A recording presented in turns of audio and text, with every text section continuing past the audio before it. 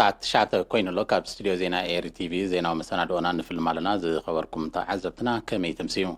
نلومي عربي 26 سنة استدالو زينا تحيز لكم قريبا زلخو بيتروس منكسي كان بتاتو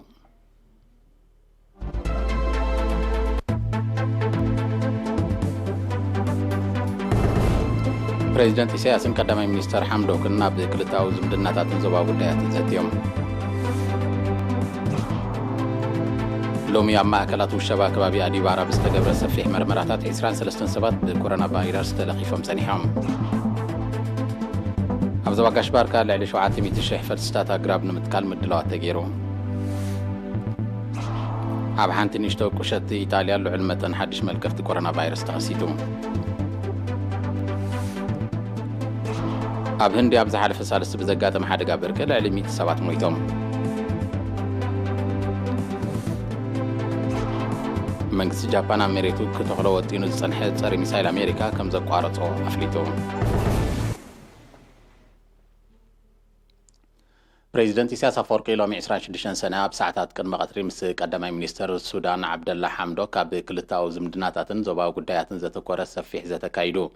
بريزيدنت إسياس قدامي مينستر حمدوك بركبهم متحقاس هاجرات كارن أفريكا مرجع زيكونه قدنتاون مسرتاون كم زخونة زغيتهم دحر مزرب أمونغو هاجرات زوبان زفتر مسحابن في اللياتن زفتحلو مقان كم زخون صنع منتهم قليتهم أبتركب بوغن إيرترا مينستر قدايات وطاياتو عثمان صالح مخار بريزيدنت أتو إيمان قبرابن فتسام قدايات إمباسي إيرترا عبد السودان أتو إبراهيم إدريسن بوغن منكس السودان دما مينستر قدايات كابينة مينستر قدايات وطاي كومون مينستر لمعات ماين مسنون ترخيبهم نيرم أب ساعات دحر قطر دما بريزيدنت إسياسن مسؤول حبيرم مستقعزو سب السلطانن كاب كارتوم 227 كيلومتر رحيقون أبزركب بروجكت حرشاو لمعاتن أغرو إندسترين عدتا كايدوم بريزيدنت إسياس تمالي 25 سنوون مس أبو منبر لعلاو بايتو جنرال عبد الفتاح البرهان أبزقور ركب أب سودان دحر استغست حدش بوليتيكا وهواهون دحر سمع سلام إيرتران إثيوبيان زمت زباو معبالتاتن زعبا غيرهم أبزتيلو قادمهم زتبطحون ناي متحقا سمعاتن قسقاسو من بمقمقام حبراوي شركنتن زباو وهدتن معزاز كمون بخلتين هاجرات وطي زلو طمحاو مدبات بعد معاملتن متكبر حبراو صعري كدنفع تسماميعهم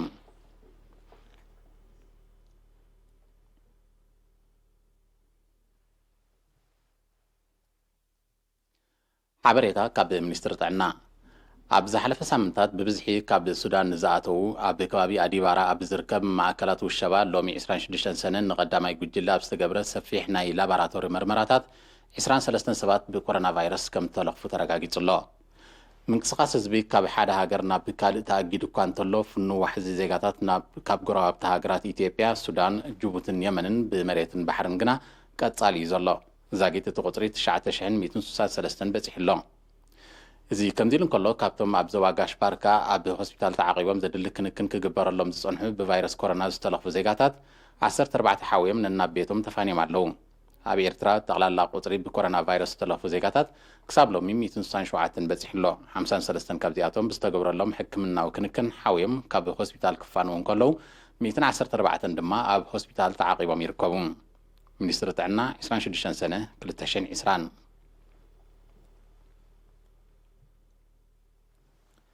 حزب محدار كبابي بادان وزواجل علو أب معقاب حمدن ماين زلو زمسجن تمكرو أب وفر مرقات وحسنة مقبي زيادة كهيلو أم محدار الزواسي من أوكيح بحري ويزور أسمرة تابرها الزخاخيرة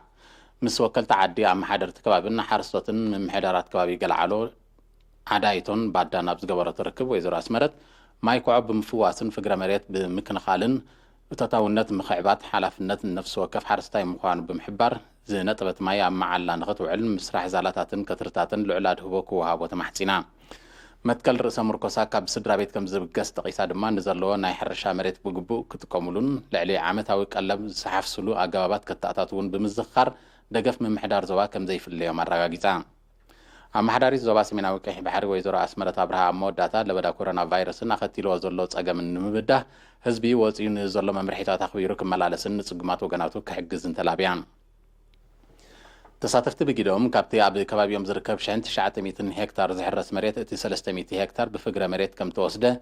اتي واريدو زلو عن ودما لعلا عمم سلازخونه ناي ماشيناريتاتن قابيوناتن حاجز كقبر اللهم حاتيتهم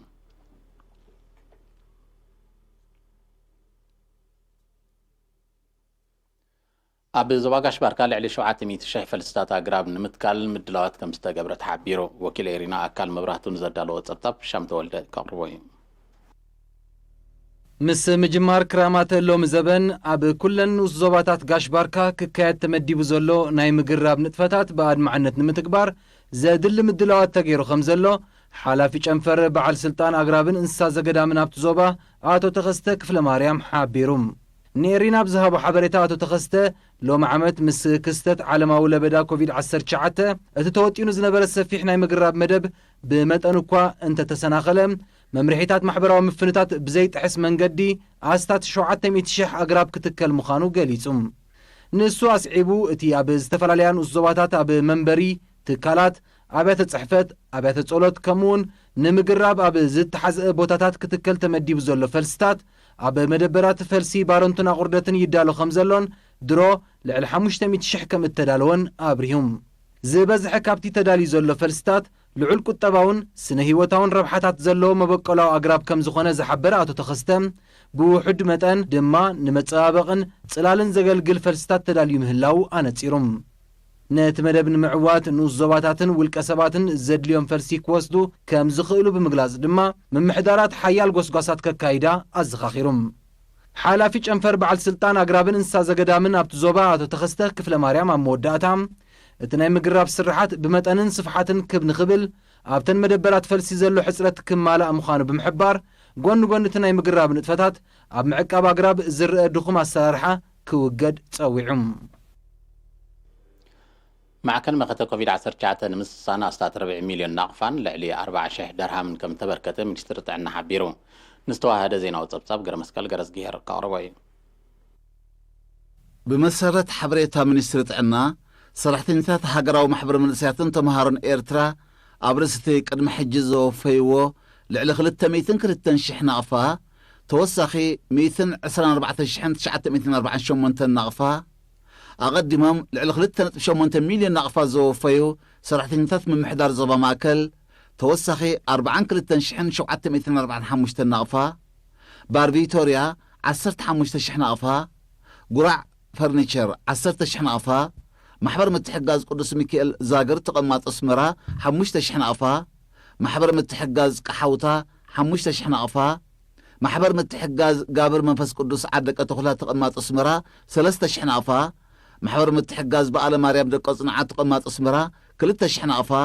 ማሕበር ኣብነ ተኽለ ሃይማኖት ዓዲ ሃሎ ተቐማጦ ኣስመራ 2,000 ናቕፋ፣ ባና ኤሌክትሮኒክስ 1,500 ናቕፋ፣ ማሕበር ምትሕጋዝ ስላሴ ኣውሁነ ተቐማጦ ኣስመራን ከባቢኣን 1,000 ናቕፋ፣ ትካል መሸጣ ፈሓመን ዕንፀይትን ገዛባንዳ ድማ 1,000 ናቕፋ ወፍዮም።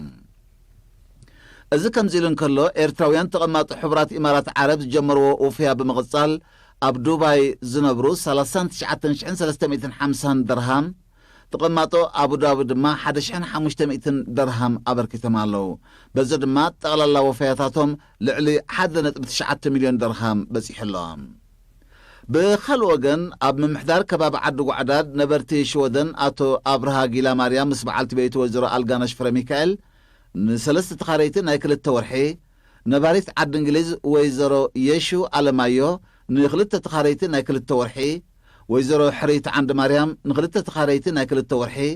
ወይዘሮ ኣብርሀት ወልደ ትንሳኤ ን2 ተኻረይቲ ናይ 2 ወርሒ፣ ነባሪ ኣሜሪካ ኣቶ ዓንዶም ገረዝጊሄር ን2 ተኻረይቲ ናይ 3 ወርሒ፣ ኣብ ጀርመን ዝቕመጣ ኣሓት ወይዘሮ ኣልጋነሽ ገረዝጊሄርን ወይዘሮ ገነት ገረዝጊሄርን ን1 ተኻራይ ናይ 3 ወርሒ፣ ነባሪ ኣሜሪካ ኣቶ ገብረዝጊ ገብረ ጊዮርጊስ ምስ በዓልቲ ቤቱ ወይዘሮ ገነት ብኽረፅን ድማ ን3 ተኻረይቲ ናይ 3 ወርሒ ክፍሊት ክራይ ሓዲጎምሎም። ብተመሳሳሊ ኣቶ ሓደራዘ ሚካኤል ምስ በዓልቲ ቤቱ ወይዘሮ ድሃብ ክብሮም ኣብ ዓዲ ጓዕዳድ ን1 ተኻራይ ን2 ወርሒ፣ ኣብ ቀሓውታ ን3 ተኻረይቲ ን1 ወርሒ፣ ኣብ ባፅዕ ድማ ን3 ተኻረይቲ ን1 ወርሒ፣ ከምኡውን ነበርቲ ሽወደን ኣቶ ኣብርሃ ተኽለ ምስ በዓልቲ ቤቱ ወይዘሮ ነቢያት ጸጋይ ኣብ ዓዲ ጓዕዳድ ን2 ተኻረይቲ ን3 ወርሒ፣ ተቐማጣ ኣሜሪካ ኣቶ ኣብርሃም ገብረ ሚካኤል ኣብ ዓዲ ጓዕዳድ ን5 ተኻረይቲ ን2 ወርሒ፣ ስድራ ቤት ነፍሲሄር ፍሳሃየ ጊሌ ኣብ ዓዲ ጓዕዳድ ን4 ተኻረይቲ ን3 ወርሒ፣ ነባሪት ዓዲ ጓዕዳድ ወይዘሮ ሳባ ቴድሮስ ን4 ተኻረይቲ ን1 ወርሒ፣ ኣብ ተሰነይ ከዓ ንትካል ዝተኻረየ ን3 ወርሒ ካብ ክራይ ነጻ ኢሎሞም። ክቡራት ተኸታተልቲ ድሕሪ ሓፃር መሰጋገሪት ሃገራዊ ዜናታት ሒዝና ክንምለሰኩም ኢና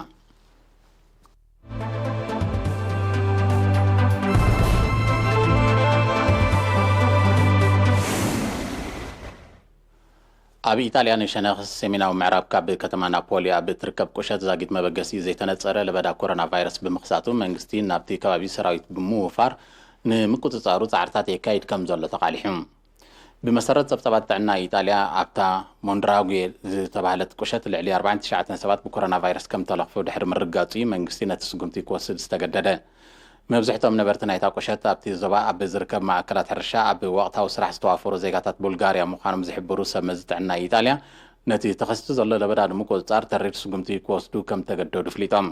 እዚ ዝግለጽ ዘሎ መንግስቲ ኢጣልያ ምስ ካልኦት ሃገራት ኤውሮጳ ዘራኽብ ዶባት ምኽፋት ዘጠቓልል ምፍዃስ እገዳታት ኣብ ዝወስደሉ ዘሎ ብምዃኑ ዝያዳ ኣስጋኢ ከም ዝገብሮ ይሕበር ብኻልእ ወገን ከም ኣካል ናይቲ መንግስቲ ፈረንሳ ቁጠባ ንምብርባር ዝወስዶ ዘሎ ናይ ምፍዃስ እገዳታት ስጉምቲ ኣብ ከተማ ፓሪስ ዝርከብ ኣህጉራዊ ማዕርፎ ነፈርቲ ኦኽሊ ካብ ሎሚ 26 ሰነ ኣትሒዙ ስርሑ ክጅምር ፈቒዱ እንተኾነ ንግያሾ ከፋኑ ዝመፁ መቕረብ ናብ ውሽጢ እቲ ማዕርፎ ነፈርቲ ካእትዉ ከም ዘይፍቀዶም ዝኾነ ግያሻይ ድማ ናይ ኣፍና ኣፍንጫን መሸፈኒ ክወዲ ግደታዊ ምዃኑ ተገሊጹ እቲ ኣህጉራዊ ማዕርፎ ነፈርቲ ኣብ መዓልቲ ልዕሊ 9,000 ግያሾ ዘእንግድ ዝነበረ ሓደ ካብ ዓበይቲ ባባት መጓዓዝያ ኣየር ፈረንሳይ እዩ ብደረጃ ዓለም ብ26 ሰነ ጠቕላላ ብኮሮና ቫይረስ ናይ ዝተለፉ ቁፅሪ ልዕሊ 9.7 ሚልዮን ቁፅሪ ዝሞቱ ድማ ልዕሊ 492,000 በፂሑ ኣብ ኣህጉር ኤውሮጳ ብጠቕላላ ኣስታት 2.4 ሚልዮን ብኮሮና ቫይረስ ከም ተለኽፉ ዝተረጋገፁ ክህልውን ከለዉ ኣስታት 190,000 ካብዚኦም ህይወቶም ከም ዝሰኣኑ ይግለጽ ብተመሳሳሊ ኣብ ሰሜን ኣሜሪካ ልዕሊ 2.9 ሚልዮን ክልከፉን ከለዉ ልዕሊ 163,000 ከም ዝሞቱ ኣብ ኤስያ ኣስታት 2.1 ሚልዮን ከም ተለኽፉን ልዕሊ 52,000 ከም ዝሞቱን ኣብ ደቡብ ኣሜሪካ ኣስታት 2 ሚልዮን ክልከፉን ከለዉ ኣስታት 78,000 ከም ዝሞቱ ኣብ ኣፍሪካ ድማ ልዕሊ 351,000 ከም ተለኽፉን ልዕሊ 9,000 ከም ዝሞቱን ጸብጻባት ጥዕና ይሕብሩ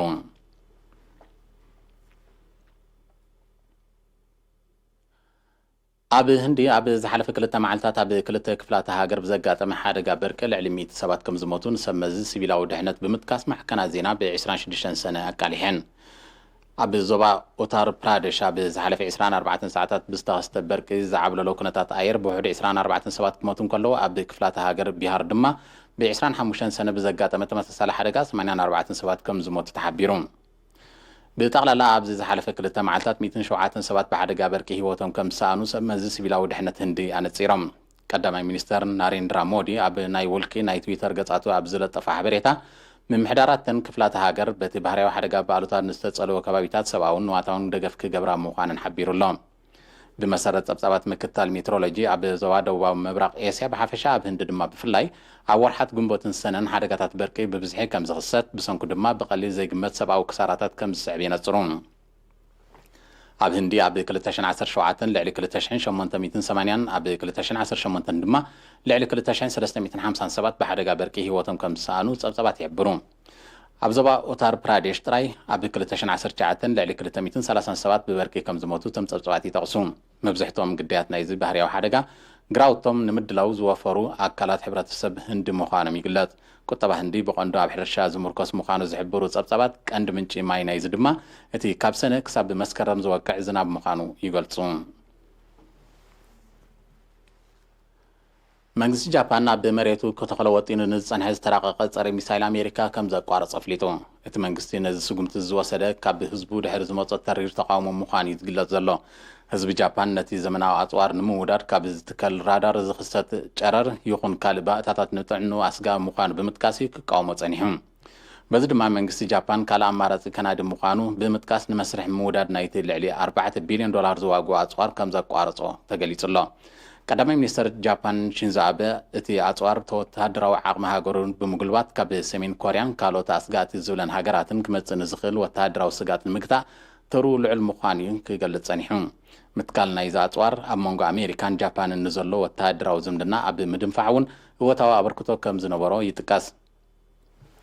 ኣሜሪካ ኣብ ጃፓን ብሓፈሻ ኣብ ደሴት ኦኪናዋ ድማ ብፍላይ 10ታት ኣሽሓት ወተሃደራት ኣዋፊራ ከም ዘላ ይፍለጥ እቲ ሰራዊት ኣሜሪካ ኣብ ኤስያ ፓሲፊክ ረብሓታት ንምሕላው ተርኡ ከም ዝጻወት ይግለጽ ይኹን እምበር ነበርቲ ደሴት ኦኪናዋ እቲ ሰራዊት ካብ ሃገሩ ክወጽእ ብተደጋጋሚ ክጽውዑ ምጽንሖም ጸብጻባት የረዱ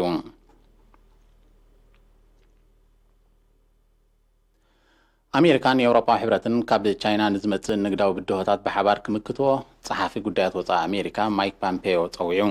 ቻይና ኣእምራዊ ዋኒን ኣሜሪካን የአውሮፓ ሕብረትን ትዘምት ከም ዘላ ዝወቀሰ ፖምፔዮ ክልቲኦም ወገናት ንምክትኡ ሓበራዊ ዝርርብ ከካይዱ ብ25 ሰነ ኣዘኻኺሩ ዝዓበየ ንግዳዊ መሻርክቲ ቻይና ዝኾነ የአውሮፓ ሕብረት ግና ነቲ ጻውዒት ብዛዕባ ዝሃቦ ምላሽ ዝገልጽ ሓበሬታ ዘጊት የለን ብዛዕባ እቲ ጉዳይ ንምዝራብ ኣብ ዝመጽእ ቀረባ ግዜ ናብ ኤውሮፓ ከምርሕ ምዃኑ ሚኒስተር ጉዳያት ወጻኢ ፖምፔዮ ገሊጹ ዘሎ ንግዳዊ ዘይምቅዳው ኣሜሪካን የአውሮፓ ሕብረትን እናገደዳ ኣብ ዝመጻሉ ዘሎ እዋን እዩ ክልቲኦም ወገናት ነዚ ኣንጻር ቻይና ዝቐንዐ ሓበራዊ ስራሕ ከካይዱ ጻውዒት ዝቐርብ ዘሎ ምምሕዳር ፕሬዚደንት ዶናልድ ትራምፕ የአውሮፓ ሕብረት ንኩባንያ ኣይርባስ ብዝገብሮ ዘሎ ዘይሕጋዊ ምዃኑ ዝገለጾ ድጎማ ኣብ ልዕሊ እታው ንብረቱ ናይ ቢልዮናት ዶላር ወሳኽ ቀረጽ ከም ዝወሰነ ኣይርስዓን እቲ ሕብረት ብወገኑ ኣብ ልዕሊ እታው ንብረት ኣሜሪካ ተመሳሳሊ ስጉምቲ ክወስድ ምዃኑ እዩ ዝሕብር ዘሎ ምምሕዳር ፕሬዚደንት ትራምፕ ኣብ ልዕሊ እታው ንብረት ቻይና ናይ ቢልዮናት ዶላር ወሳኽ ቀረጽ ከም ዝገበረ ዝሕብሩ ጸብጻባት ቻይና እውን ተመጣጣኒ መልሰ ግብሪ ከም ዝሃበት ይዝከር ንግዳዊ ዘይምቅዳው ኣሜሪካን ቻይናን ንምህዳእ ክካየድ ዝጸንሐ ዲፕሎማስያዊ ጻዕሪ ዛጊት ዝጥቀስ ውጽኢት ኣይተረኽቦን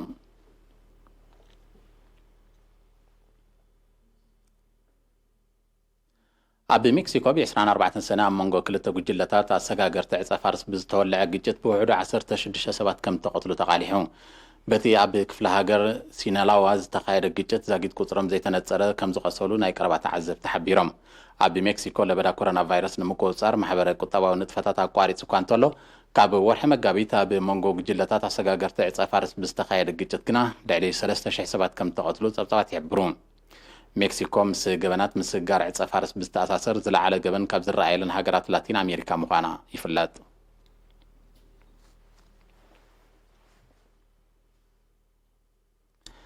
ዝኸበርኩም ተኸታተልቲ ዜና በዚ ፍጸም ዝተረፉ መደባትና ሰላም